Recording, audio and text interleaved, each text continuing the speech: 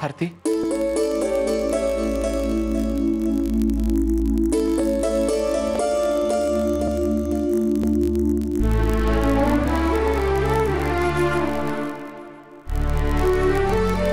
ದುಡುಕಿ ನಿನ್ನ ಹತ್ರ ಹೊರಟಾಗಿ ನಡ್ಕೊಂಡ್ಬಿಟ್ಟೆ.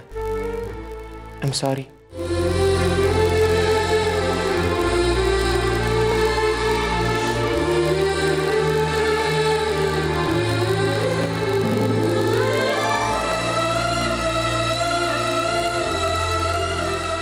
ಸಾರಿ ಕೇಳಿದ್ನಲ್ಲ ಭಾರತಿ, ಇನ್ನೂ ಯಾಕೆ ಬೇಜಾರು ಮಾಡ್ಕೊಂಡಿದ್ಯಾ?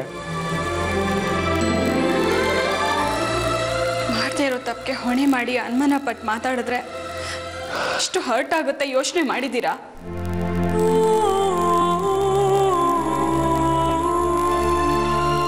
ಏನ್ ಮಾಡ್ಲಿ ಭಾರತಿ, ಸಂದರ್ಭ ಆಗಿತ್ತು. ಅಮ್ಮನ ವಿಷಯದಲ್ಲಿ ಯಾರೇ ತಪ್ಪು ಮಾಡಿದ್ರು ನನ್ನ ಕೈಲಿ ಸಹಿಸ್ಕೊಳಕ್ ಆಗೋದಿಲ್ಲ. ಅದಕ್ಕೆ ಕೋಪ ಮಾಡ್ಕೊಂಡೆ. ಆದ್ರೆ ಆಮೇಲೆ ಅನ್ನಿಸ್ತು ಅದರಲ್ಲಿ ನಿಂದು ಯಾವುದು ತಪ್ಪಿರ್ಲಿಲ್ಲ ಅಂತ. ಅದಕ್ಕೆ ನಾನು ನಿನ್ನ ಕ್ಷಮೆ ಕೇಳ್ತಾ ಇದ್ದೀನಿ. ಪ್ಲೀಸ್ ಭಾರತಿ, ಕ್ಷಮಿಸ ನನ್ನ.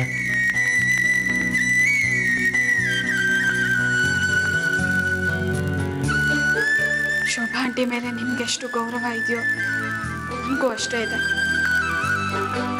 ನೀವು ಅವ್ರ ಮನೆಗೆ ಹೋದ್ರೆ ಅವ್ರ ಜೊತೆ ಮಾತಾಡಿದ್ರೆ ನಂಗೆ ಯಾವ ಅಸೂಯೆನೂ ಇಲ್ಲ.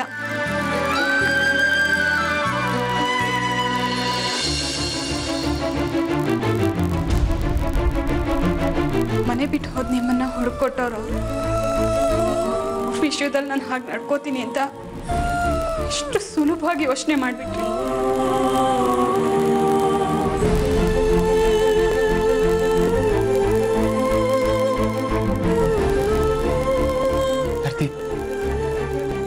ನಂದೇ ತಪ್ಪು, ಅದಕ್ಕೆ ನಾನೇ ಕ್ಷಮೆ ಕೇಳ್ತಾ ಇದ್ದೀನಿ. ಪ್ಲೀಸ್ ಭಾರತಿ, ಒಂದೇ ಒಂದ್ಸತಿ ನನ್ನ ಕ್ಷಮಿಸಿದ್ದೀನಿ ಅಂತ ಹೇಳು ಪ್ಲೀಸ್.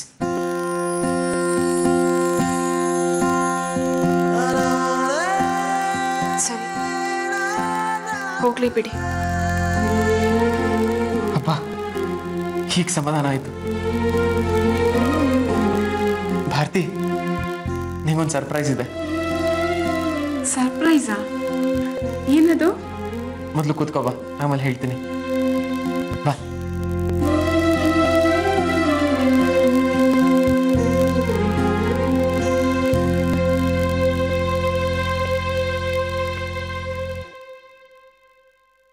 ಭಾರತಿ, ನೀನ್ ಕಣ್ಮುಚ್ಕೋ. ಯಾಕೆ? ನೀನ್ ಕಣ್ಮುಚ್ಕೋ, ನಾ ಹೇಳ್ತೀನಿ. ಸರಿ.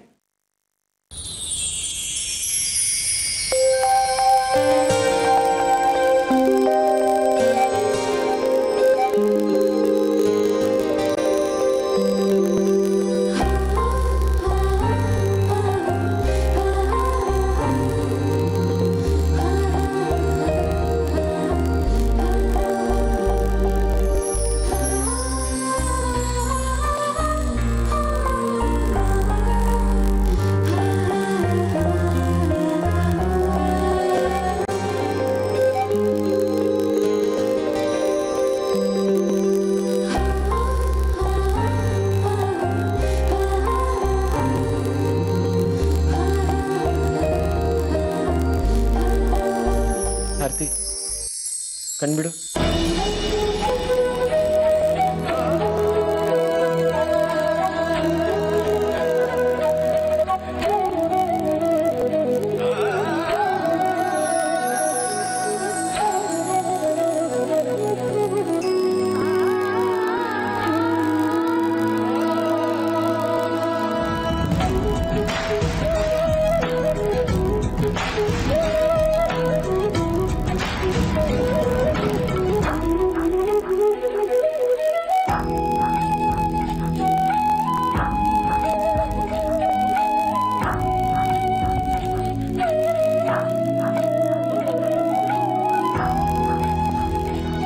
ನನ್ನ ಪ್ರೀತಿಯ ಭಾರತಿಗೆ ನನ್ನ ಕಡೆಯಿಂದ ಈ ಕಾಣಿಕೆ ಹೇಗಿದೆ?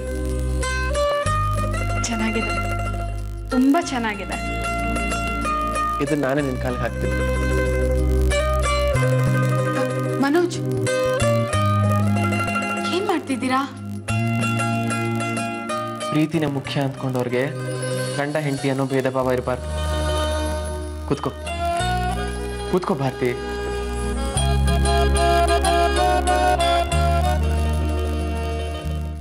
ಕಾಲ್ ಕೊಡು.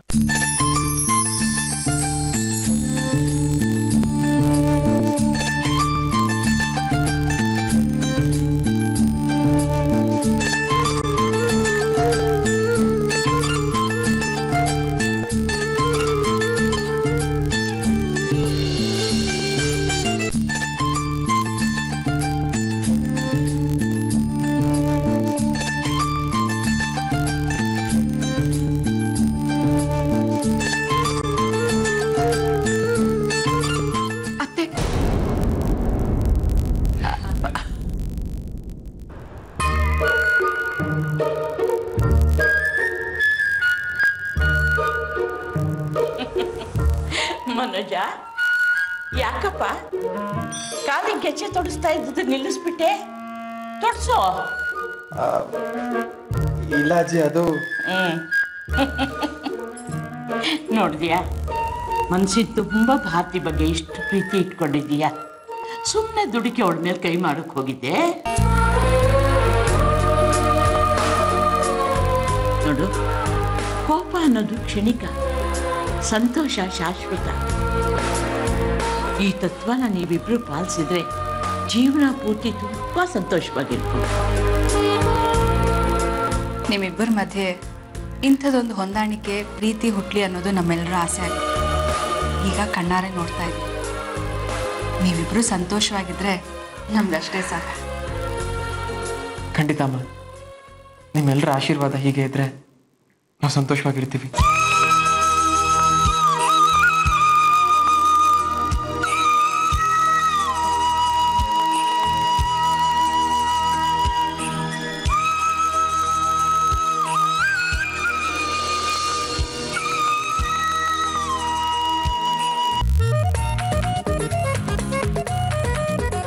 ಮನೋಜ, ರುಚಿ ತುಂಬ ಚೆನ್ನಾಗಿದೆ. ಕಟ್ಟು ಕಟ್ಟು.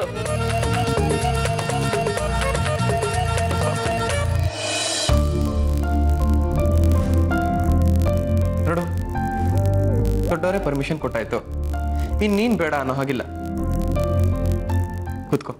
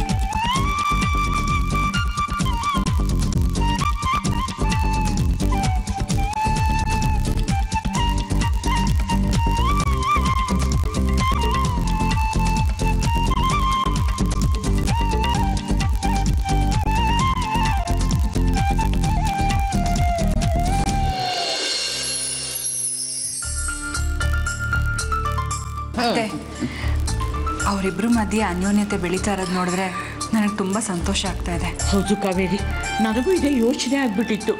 ಸದ್ಯ ಮನೋಜ ಭಾರತಿ ಕಾಲಿಗೆ ಗೆಜ್ಜೆ ಕಟ್ತಾ ಇದ್ದ ನೋಡಿ ಎಷ್ಟು ಸಮಾಧಾನ ಆಯಿತು. ಏನ್ರಿ ಅದು ಗೆಜ್ಜೆ ಜುಮ್ಕೆ ಅಂತ ಇದ್ದೀರಲ್ಲ, ಒಡವೆ ಮಾಡ್ಸಕ್ ಹೋಗ್ತೀರಾ? ಎಷ್ಟು ವಯಸ್ಸಾದ್ರೂ ಇನ್ನೂ ಒಡವೆ ಹುಚ್ಚಿಬಿಟ್ಟಿಲ್ಲ ನೋಡು.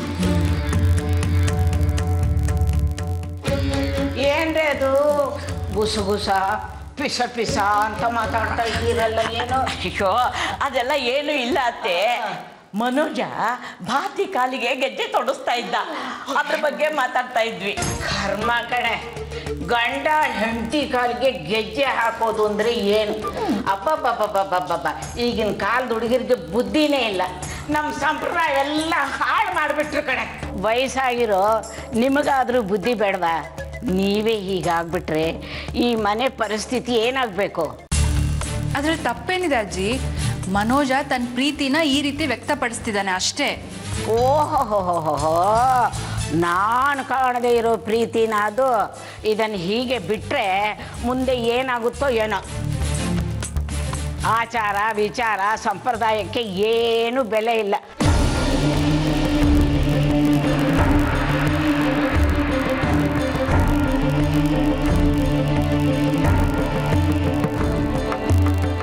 ಈ ಪ್ರಪಂಚ ಬದಲಾದ್ರೂ ಇವ್ರು ಮಾತ್ರ ಬದಲಾಗಲ್ಲ ನೋಡು.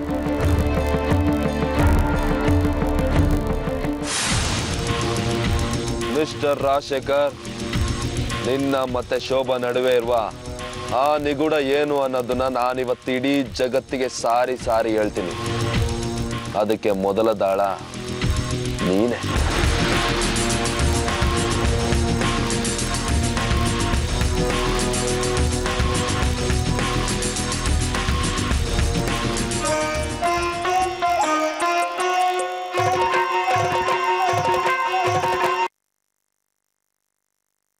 ಹಲೋ ಹಲೋ ಸರ್, ನಮಸ್ಕಾರ. ನಾನು ರಾಜೇಶ ಅಂತ. ರಾಜೇಶ? ಓ, ನಮ್ಮ ಮನೋಜನ್ ಹುಡುಕೋದ್ರಲ್ಲಿ ಹೆಲ್ಪ್ ಮಾಡಿದ್ರಲ್ಲ, ಅವ್ರು ತಾನು ನೀವು? ಸರ್, ಅದು ಹೆಲ್ಪ್ ಅಲ್ಲ, ಮಾನವೀಯತೆ. ತುಂಬ ಸಂತೋಷ. ಹೇಗಿದ್ದೀರಿ ನೀವು? ನಾನು ಚೆನ್ನಾಗಿದ್ದೀನಿ ಸರ್. ನಿಮ್ಮ ಹತ್ರ ಒಂದು ವಿಷಯ ಹೇಳಬೇಕಿತ್ತು. ಹೇಳಿ, ಏನು ವಿಷಯ?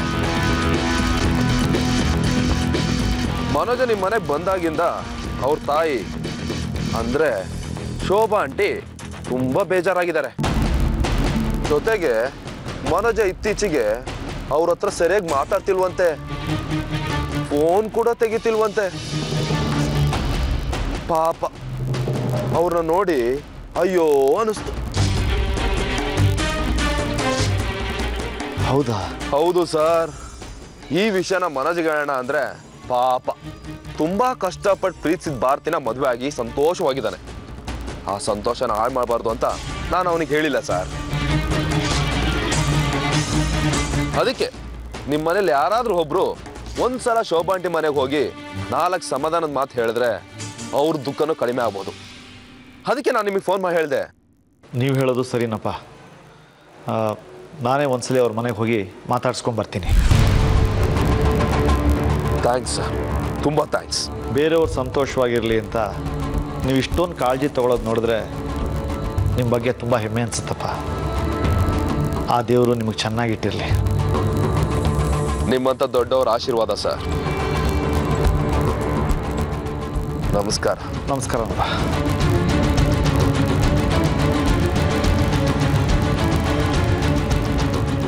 ಬೇರೆಯವ್ರ ನೋವಲ್ಲಿ ಸಂತೋಷ ಪಡೋನು ಈ ರಾಜೇಶ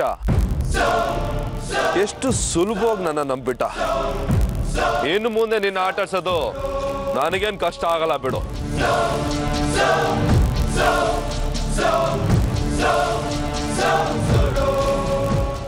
ಶೋಭಾ ಆಂಟಿ ಮೇಲೆ ನಿನ್ಗೆ ಎಷ್ಟು ಪ್ರೀತಿ ಇದೆ, ಗೌರವ ಇದೆ ಅಂತ ನನ್ಗೆ ಅರ್ಥ ಆಗುತ್ತೆ. ಅದಕ್ಕೆ ಅವ್ರು ಕಾಲ್ ಮಾಡಿದ ವಿಷಯ ನಿನ್ಗೆ ಹೇಳದೇ ಇದ್ದಿದ್ದಕ್ಕೆ ನಾನು ಸಾರಿ ಕೇಳ್ತೀನಿ. ಇನ್ನೊಂದ್ಸಲ ಈ ವಿಷಯದಲ್ಲಿ ನಿನಗೆ ಬೇಜಾರು ಮಾಡಲ್ಲ. ಪರವಾಗಿಲ್ಲ ಬಿಡು ಭಾರತಿ, ನೀನು ಏನು ಬೇಕು ಅಂತ ಮಾಡಿಲ್ಲ. ಆ್ಯಕ್ಚುಲಿ ನಾನೇ ದುಡುಕಿದ್ದು. ಹಾಗೆ ನೋಡಿದ್ರೆ ನಾನೇ ನಿನ್ನ ಸಾರಿ ಕೇಳಬೇಕು. ಪರವಾಗಿಲ್ಲ ಬಿಡಿ. ಈಗಲೇ ಅವರು ಕಾಲ್ ಮಾಡಿ. ಹಾಗೆ ನಾನು ಸಾರಿ ಕೇಳ್ತೀನಿ. ಹೇಳದೆ ಮರ್ತಿದ್ದೆ, ನನ್ನ ಫೋನಲ್ಲಿ ಅವ್ರ ಮಿಸ್ ಕಾಲ್ಸ್ ನೋಡಿ ಮನೆಗೆ ಹೋಗಿದ್ದೆ. ಆದರೆ ಅಮ್ಮ ಇರಲಿಲ್ಲ. ಫೋನ್ ಮಾಡಿದ್ರೆ ಫೋನ್ನು ಮನೆಯಲ್ಲೇ ಬಿಟ್ಟು ಹೋಗಿದ್ರು. ಅದಕ್ಕೆ ಈಗ ಫೋನ್ ಮಾಡೋದು ಬೇಡ, ನಾವೇ ನೇರವಾಗಿ ಹೋಗಿ ಮಾತಾಡಿ ಸಾರಿ ಕೇಳೋಣ. ಸರಿ. ಅಯ್ಯೋ ಏನು ಕರ್ಮನೋ ಏನೋ, ಈ ಮನೆಯಲ್ಲಿ 3 ಜನ ಸೊಸೆಂದಿದ್ರು ಈ ಹಿರಿ ಜೀವಕ್ಕೆ ಒಂದು ಕಾಫಿ ಒಂದು ತಿಂಡಿ ಕೊಡೋರ್ ಗತಿನೇ ಇಲ್ದಂಗೆ ಆಗೋಯ್ತು.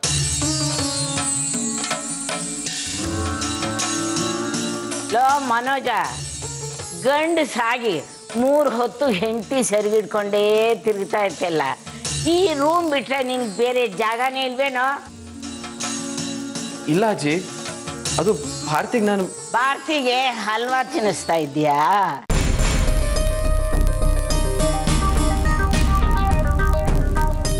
ಅಲ್ಲ ಕಣೋ, ಈ ಮನೆಯಲ್ಲಿ ಗಂಡು ಮಕ್ಕಳು ನಿನ್ನ ಹಾಗೆ ಬರ್ತಾ ಶರ್ತಾ ಇದ್ದಾರೆ.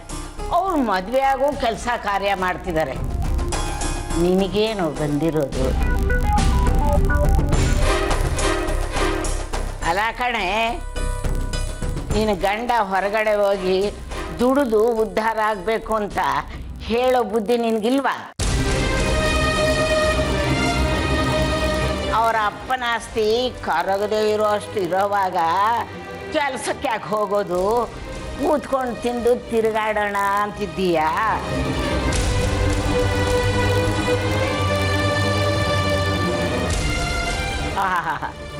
ಈ ಥರ ಆದರೆ ಗಂಡ ಹೆಂಡತಿ ಮನೆ ಉದ್ಧಾರ ಆದಾಗೆ. ಅಯ್ಯೋ ಶಿವ.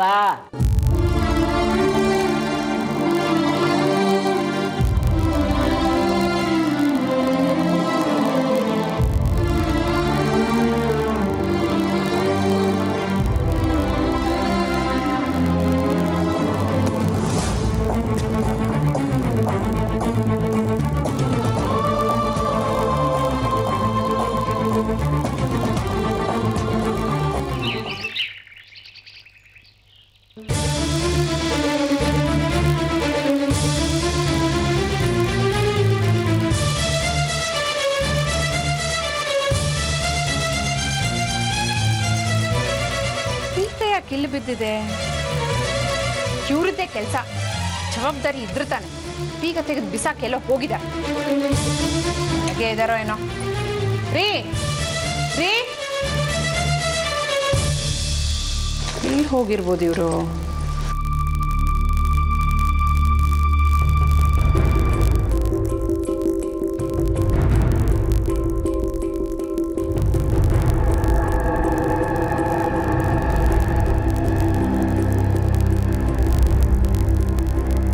ಅಯ್ಯೋ, ಬೀಗ ತೆಗೆದು ಯಾರು ಇಲ್ಲಿಟ್ಟಿದ್ದಾರೆ? ಬಾಬಾ, ನಿನ್ ನೆಕ್ಲೆಸ್ ಬಾಕ್ಸು ಇಲ್ಲೇ ಇಟ್ಟಿದ್ನಲ್ಲ. ಅಯ್ಯೋ ದೇವ್ರೆ, ಎಲ್ಲ ಹೋಗಿರುತ್ತಪ್ಪ.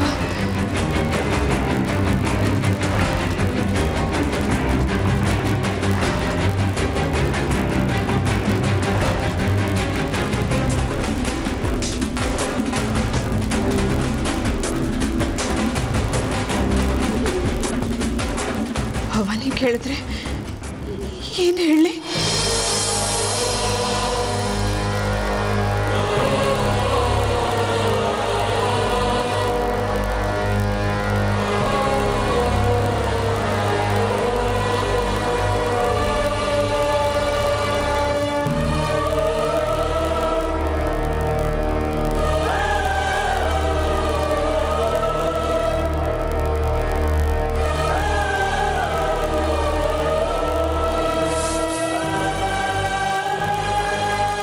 ಭವಾನಿ, ಒಂದು ಅನಾಹುತ ಆಗೋಗಿದೆ ಭವಾನಿ. ಎಲ್ಲ ಹೇಳ್ತೀನಿ, ಬಾ ನನ್ನ ಜೊತೆ ಬಾ.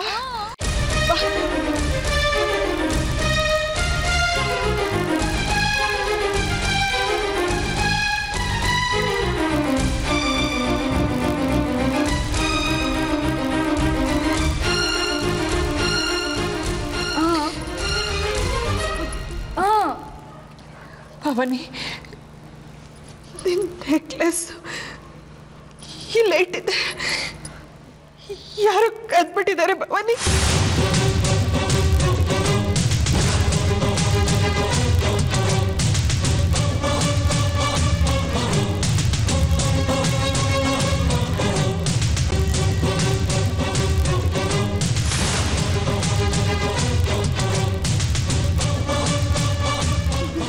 ನಮ್ಗದನ್ನು ಮಾಡ್ಸೋಕ್ಕಾಗಲ್ಲ ಭವನ್.